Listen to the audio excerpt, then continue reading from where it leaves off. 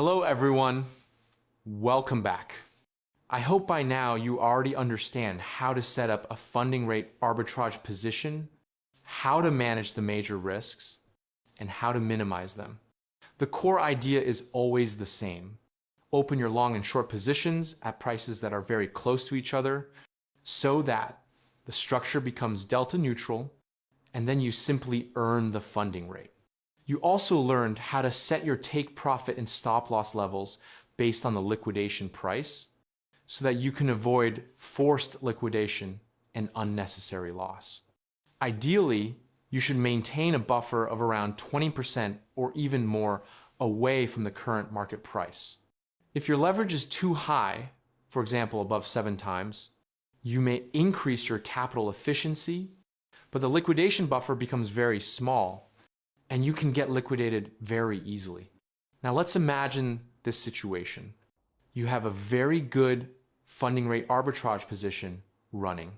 The funding rate is positive, your ROI is over 50%, and you are very happy with it. But suddenly, you face a problem. The price is getting close to your stop loss on one of the exchanges. In this lesson, I'm going to teach you 2 methods to extend the life of a good, favorable arbitrage position so you can continue earning funding for a longer time. Let's look at the first method. This method is simple and very common. It calls adding margin method. For example, you entered a perp versus perp arbitrage on coin A.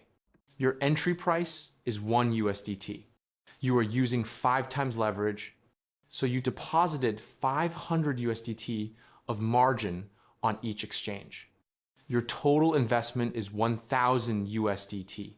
Your estimated liquidation price on the short side is 1.6 USDT.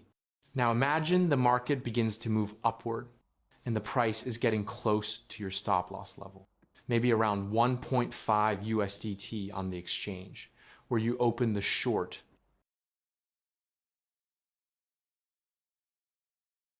If you want to keep this arbitrage running, you need to increase your margin.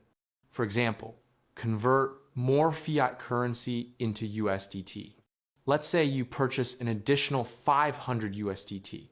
Then send that 500 USDT to the short exchange and add it as margin to your position. The moment you add more margin, your liquidation price will move further away. In this case, it might jump from 1.6 USDT to around 2 USDT. After the liquidation price changes, you must immediately reset your stop loss and take profit levels on both exchanges. For the short side, your new stop loss might be around 1.9 USDT, giving you more breathing room and extending the life of your arbitrage position. I want to emphasize this very clearly. Whenever you adjust your margin, either adding or reducing, your estimated liquidation price will change. And because of that, you must update your stop loss and take profit on both exchanges immediately. If you forget, one side might close earlier than the other, and your delta neutral structure will break. This is extremely important. The shortcoming of this method is very straightforward. Even though position balancing allows you to extend your arbitrage position without injecting new external money, you still need to move more margin to the losing side in order to push the liquidation price further away. And when you do that, something important happens. Your capital efficiency decreases. Why? Because the side that is losing requires more and more margin to remain safe. And when more margin is locked on that side, your overall return on investment, your ROI, naturally becomes lower. Remember, ROI is based on how much profit you earn relative to the capital you have tied up. If you need to allocate extra margin just to protect the losing side, your return doesn't change. But the amount of capital being used becomes larger, so your effective ROI goes down. Now let's talk about the second method, and this one is my favorite.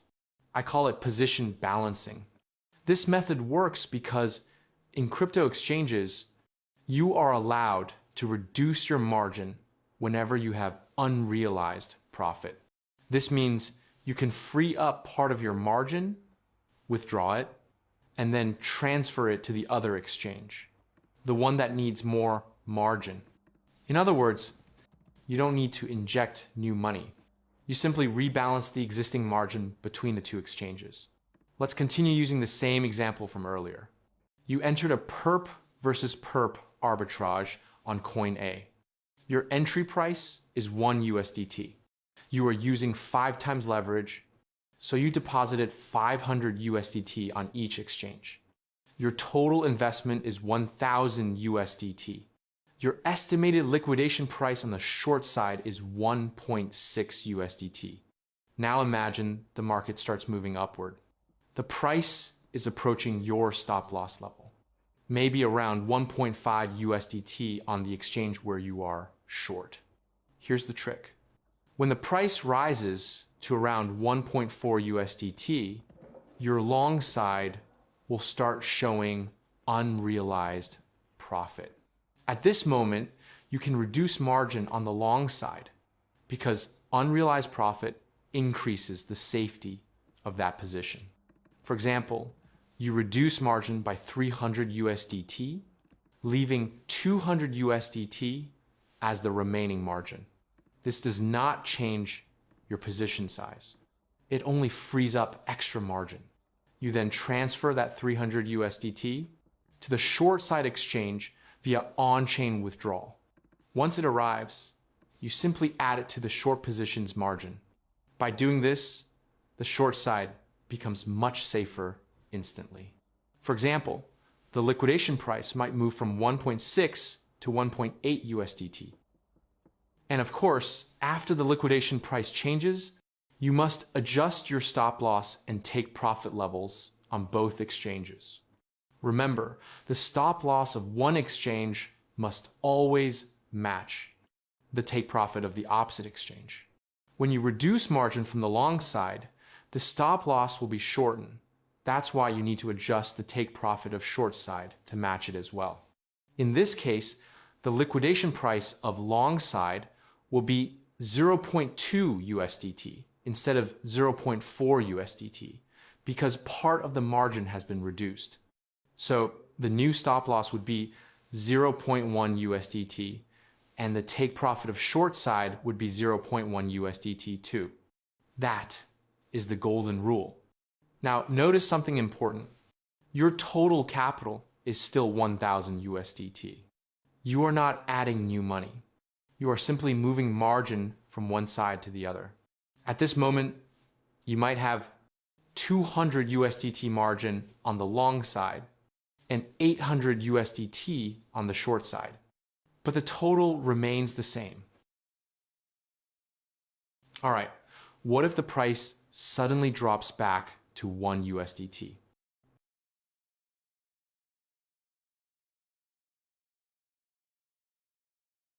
Very simple. Now the short side has unrealized profit, so you can reduce margin there. Maybe another 300 USDT, transfer it back to the long side, and add it as margin.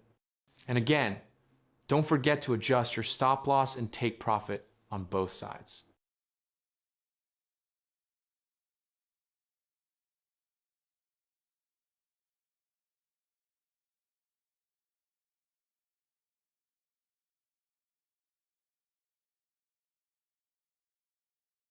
What if the price drops further, say to 0.5 USDT, approaching the long side liquidation price of 0.4 USDT? The solution is exactly the same. Just like adjusting the water level in two connected buckets, you reduce margin from the profitable exchange and add margin to the losing exchange. This lowers the liquidation price even further and keeps your arbitrage positions safe. By continuously rebalancing your margin between the two sides, you can keep your funding rate arbitrage position alive for as long as you want, as long as you follow the golden rules. And always adjust your stop loss and take profit after every margin change. The shortcoming of this method becomes clear when the market moves very strongly in one direction, for example, more than 50%. Let's continue using the same example. This time, imagine the market price drops deeply. On the short side, you will see a huge unrealized profit. On the long side, you will see an equally large unrealized loss. After several rounds of position balancing, something important happens. You will eventually reach a point where the short side margin cannot be reduced any further. For example, the exchange may require you to keep at least 50 USDT to maintain the short position. You have already released 450 USDT from that side, and now your long exchange is holding 950 USDT. But the market continues to fall, and the price gets closer and closer to the long side liquidation price. At this moment, you have a problem. You cannot release any more margin from the short side because the exchange requires a minimum margin to keep the position open. So what can you do? You have two possible choices. Choice one is to buy more USDT using fiat currency and add margin to support the long position. But as I said earlier, this is not a good method. It reduces your ROI and it increases your overall risk. So I do not recommend doing that unless it is absolutely necessary. Choice two, and this is the method I personally recommend, is to close the entire arbitrage position during quiet market hours. And the best time to do this is between 7 p.m. and midnight GMT because the market is calm, slow, and easier to exit safely using limit orders. Here's what happens after you exit. Your long exchange will now have around 950 USDT, and your short exchange will have around 50 USDT because that was the minimum required margin you could not remove. In order to re-enter the arbitrage position, you simply rebalance your margin again. Transfer 450 USDT from the long exchange back to the short exchange so that both exchanges once again hold 500 USDT each. Now your two exchanges are balanced again, and you can start a brand new arbitrage cycle whenever a good funding rate opportunity still appears. This is a clean, safe reset, and it allows you to continue earning funding rate without increasing your risk.